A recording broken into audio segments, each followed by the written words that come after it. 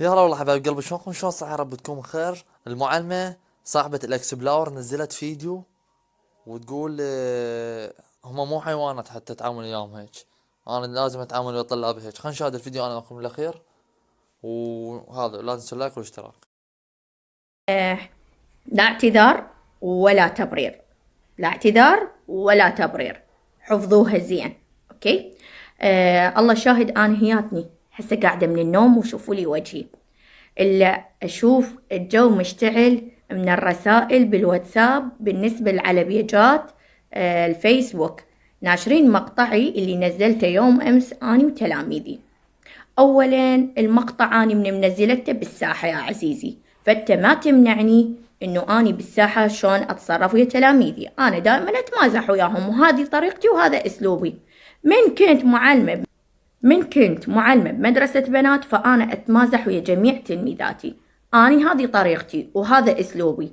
المعلم مو معناته يلزم له مسطره لو يلزم له صونده ولازم يقعد يضرب بيهم ويخوفهم وما يشاق وياهم وما يتمازح وياهم.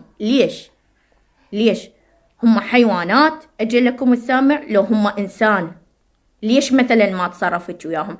أولا المقطع كان في الساحة. ثانيا أنا نازلة من السيارة وحبوا إنه هم يسلمون علي وعايدوني وأنا دوم أتمازح وياهم. ولا تقول لي تلميذ اليوم في هذا الزمن إنه ما يمتلك تيك توك. الكل يمتلك تيك توك، هذه منتهين منها.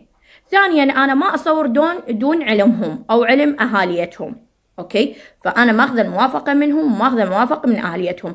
قبل هالمرة منزلة مقطع إنه أني بالصف أشرح، أني معاونة مدرسة والكل يعرفني وإعلامية والكل يعرفني وأعمالي موجودة. وهذه السنة أنا اللي اختاريت أدرس معاونة بسبب قلة الكادر. أنا اللي اختاريت أدرس واختاريت أدرس الكبار. كنت مرشدة صف أول للسنوات السابقة. هذه السنة حبيت اللغة العربية إنه ما أنساها، فحبيت أدرس صف الخامس. أوكي، صف الخامس للعلم والاطلاع. ودائما أدرس بالصف. وش عجب ما انتشر مقطعي وأنا أدرس بالصف وكانت طريقتي جدا مرنة وحلوة. ليش هذه المقاطع اللي تتربصوا لي بيها؟ يعني أنا من فترة بصراحة قبل شهرين تاركة تيك توك وقليل أنشر بيه وقليل أتفاعل بيه، لأن كان عندي طموح إنه أني أصعد إلى منصب أعلى، فقررت إنه أترك التيك توك وأيضا أمسحه.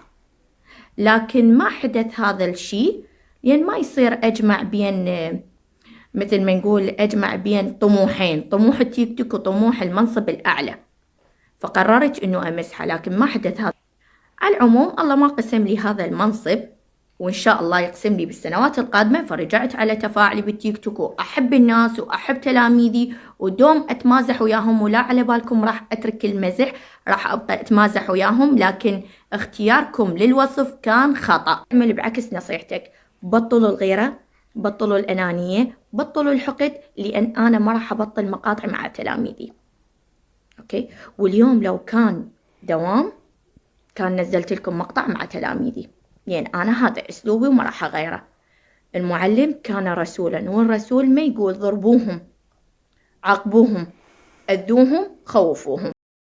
الى هنا وصلنا الى نهاية الفيديو. اذا عجبك الفيديو لا تنسى اللايك والاشتراك وتحفيزك لنا بنشر المزيد.